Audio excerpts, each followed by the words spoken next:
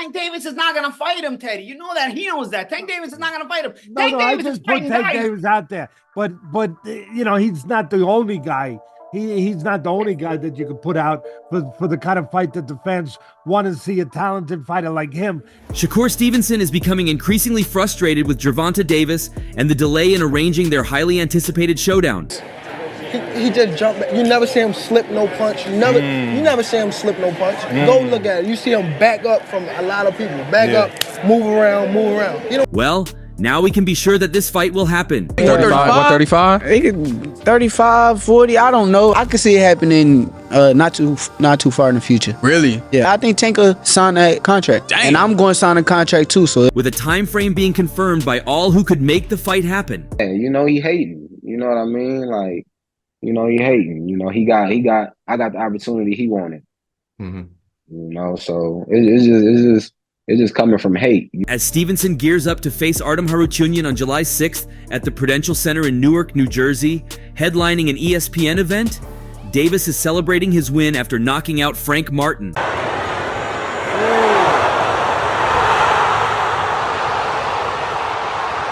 Stevenson, known for his confidence and skill in the ring, is focused on his upcoming fight with Harutyunyan. Despite Harutyunyan's recent loss to Martin, Stevenson is not underestimating his opponent and aims to dominate the bout. However, his sights remain firmly set on a future encounter with Davis, which Stevenson views as a massive fight in his career and for the division as a whole.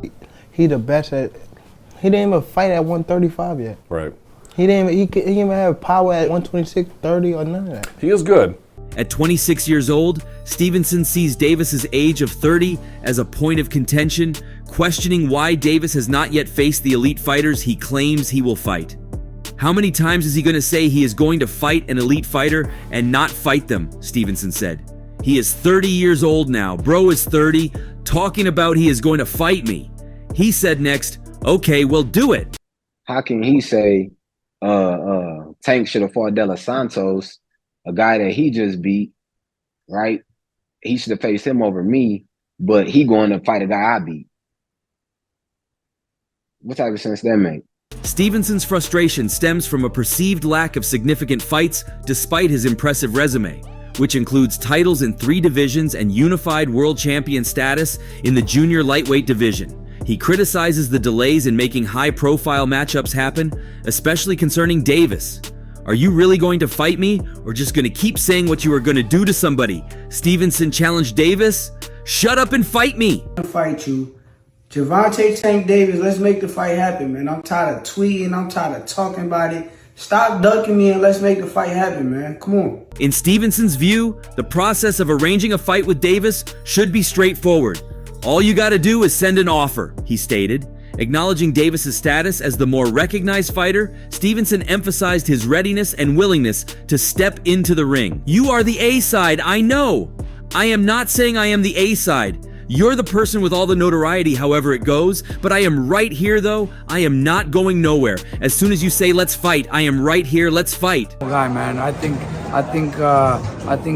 Tank at this point he's unbeatable at the lightweight division against any of the world champions.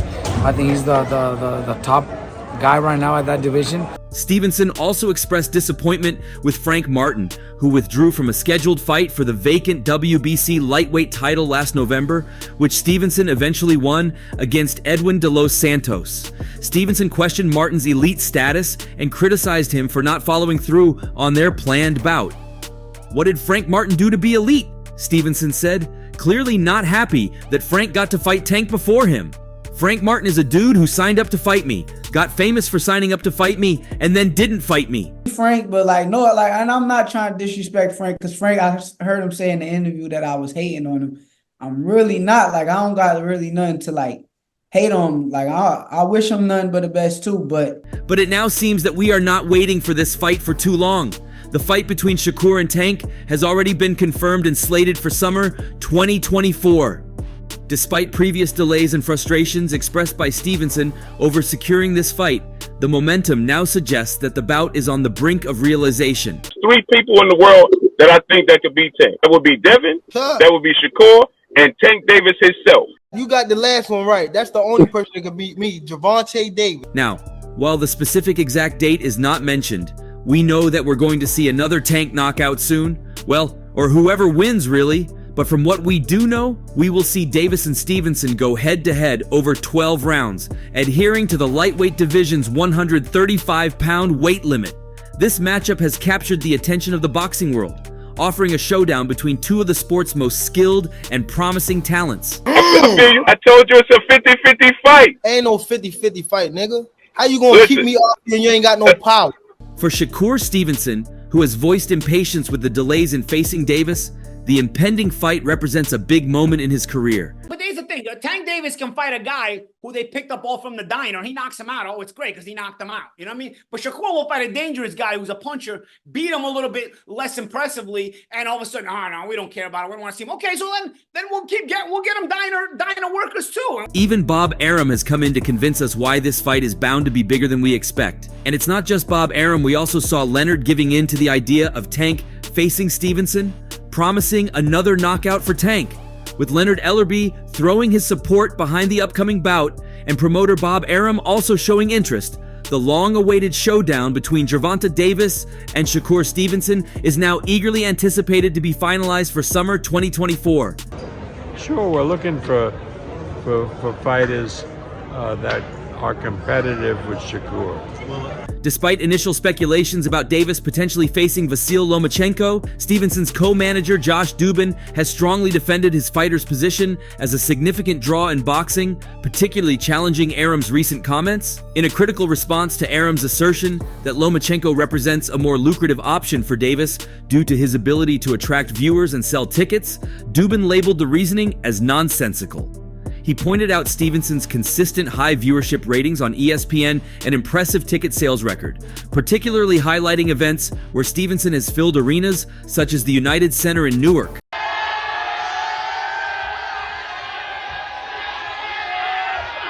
Dubin argued Shakur has been consistently one of the highest rated fighters on their roster anytime he fights on ESPN. The only time he didn't pull one of the higher ratings is when they had him fight on a Thursday night and tried to convince us, because of the Formula One race, that was going to be the biggest event in the world. Shakur didn't even want to do it. He said, "They're not going to be able to fill the arena."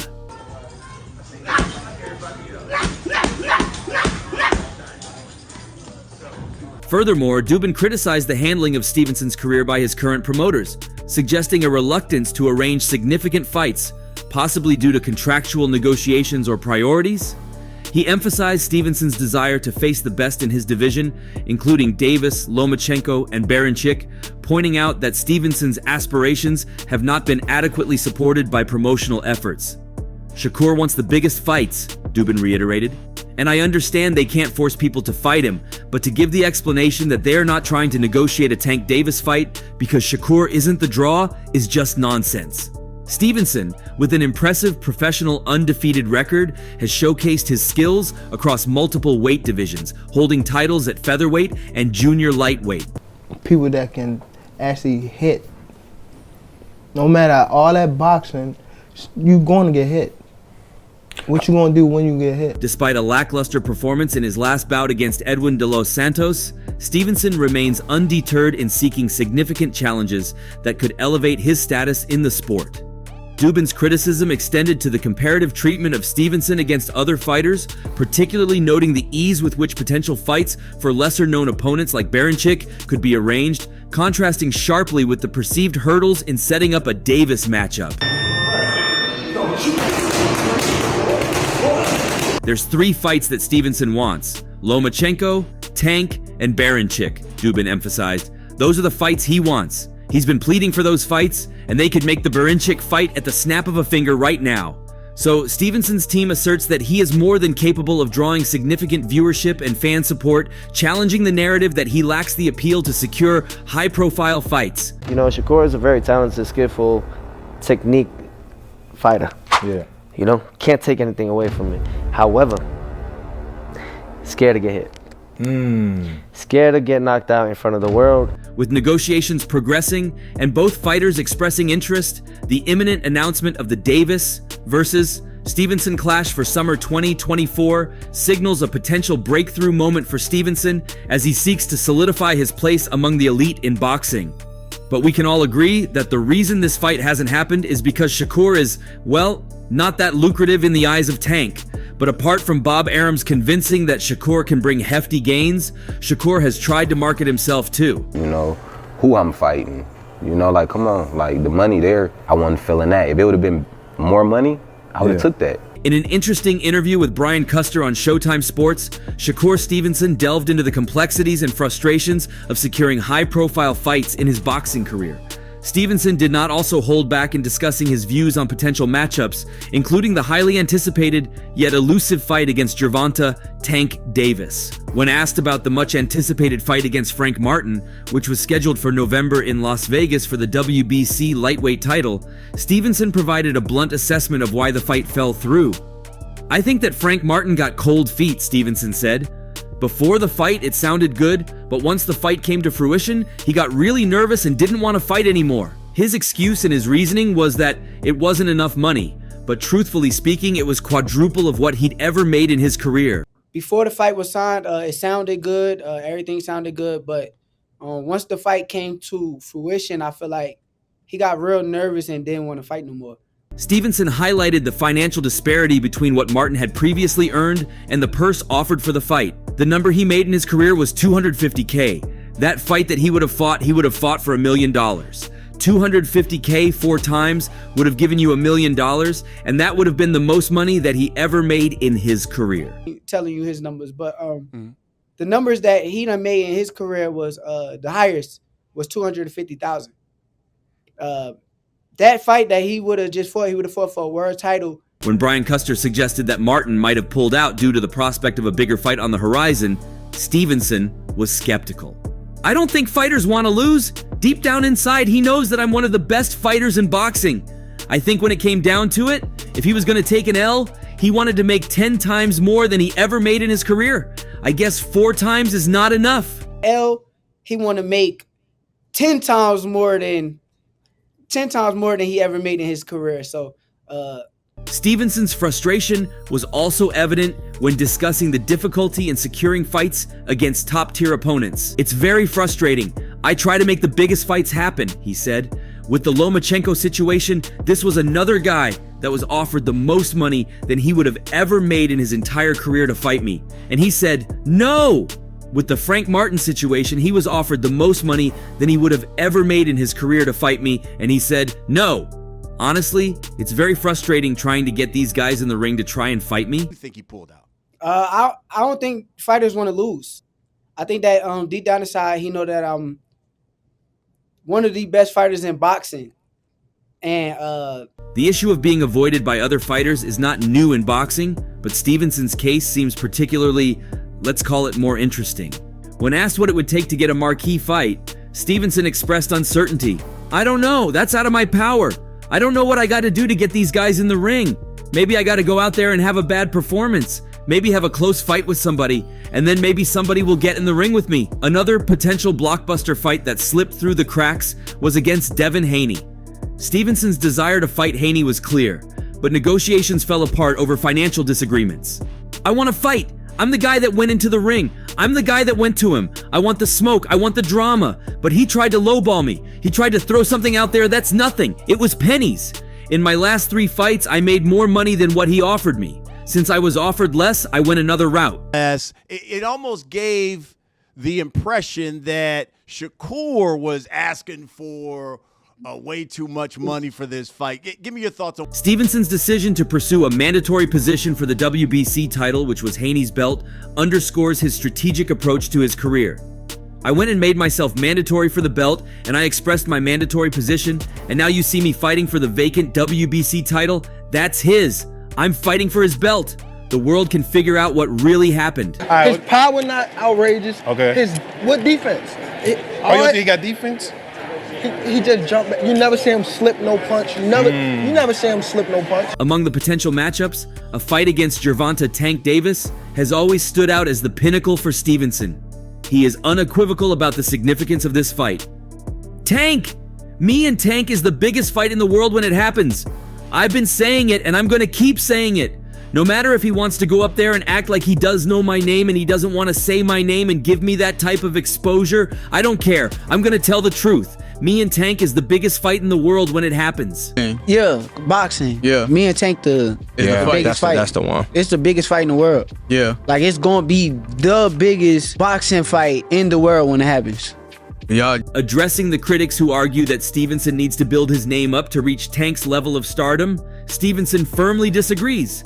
I disagree. Look at my numbers. I'm not a guy that goes out and doesn't sell out in arenas. I sell out arenas. I'm doing what I'm supposed to do marketing-wise. I disagree with anybody that has that logic. The interview with Brian Custer sheds light on the often murky waters of boxing negotiations and the challenges fighters face in securing high-profile bouts. Stevenson's situation is emblematic of the broader issues within the sport, where business considerations and financial negotiations can impede the realization of marquee matchups. Focus. One day he's going to be the best fighter in the world. I see this young man right here being pound for pound #1. Shakur is good enough to beat anyone you put him in with. Checks himself down low. Oh, big left hand up top. Stevenson's reflections also extend to the dynamics of weight classes and perceived mismatches.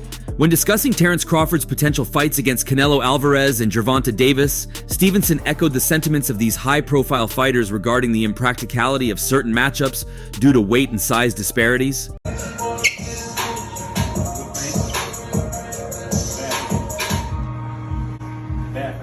What did you think of your big brother Bud, Terence Crawford, when he said he'd like to come up and fight Canelo?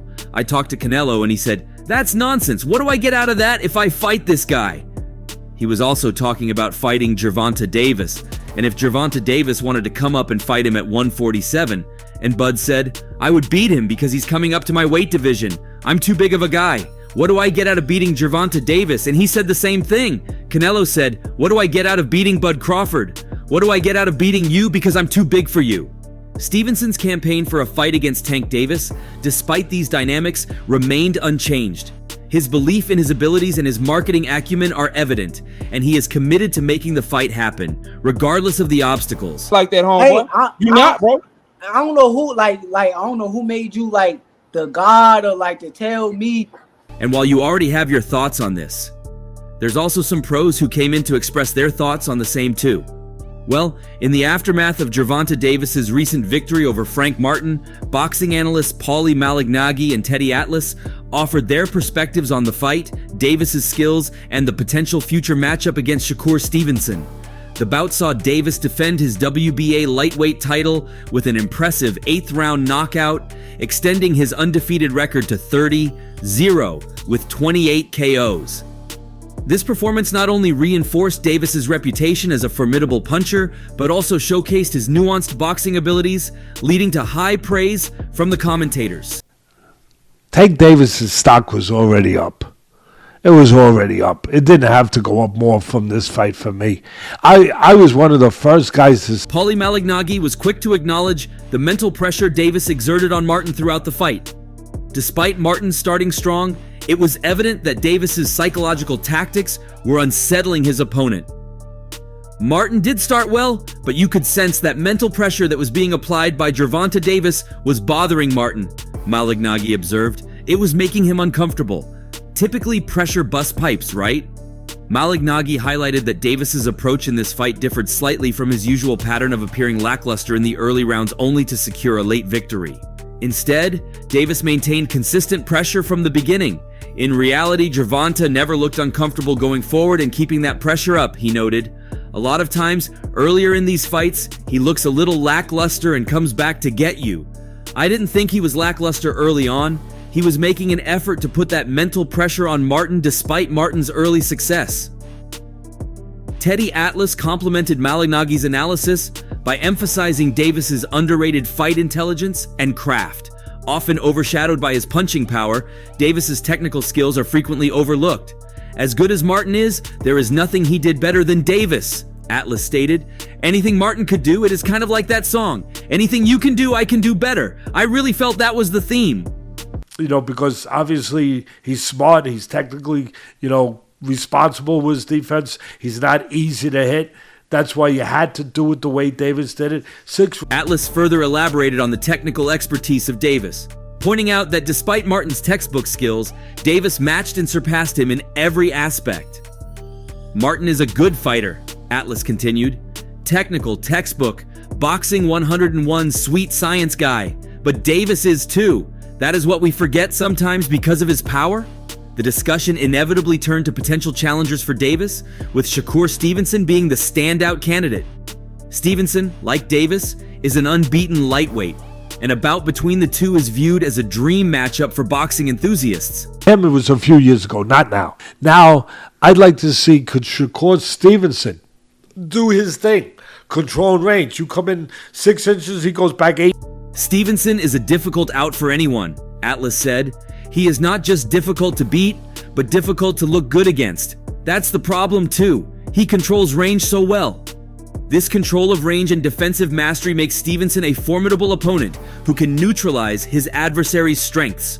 Malignaggi added an interesting comparison, likening Stevenson to Vasyl Lomachenko, who was once the fighter no top contender wanted to face. Here is my issue. Shakur is the new Lomachenko, Malignaggi said. Before it was Lomachenko, none of the big names wanted to name Lomachenko. This suggests that Stevenson might face similar challenges in securing high-profile fights due to his perceived threat level.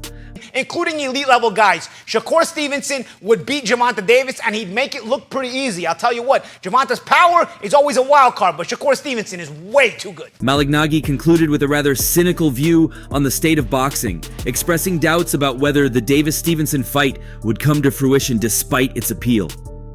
The new fight to make is Gervonta Davis versus Shakur Stevenson, and that is probably why boxing is not going to make it, he remarked, hinting at the sport's often frustrating reluctance to arrange the most compelling matchups. So, do you think this is the case? Share your thoughts in the comment section below, and don't forget to like and subscribe to the channel for more updates. See you in the next one.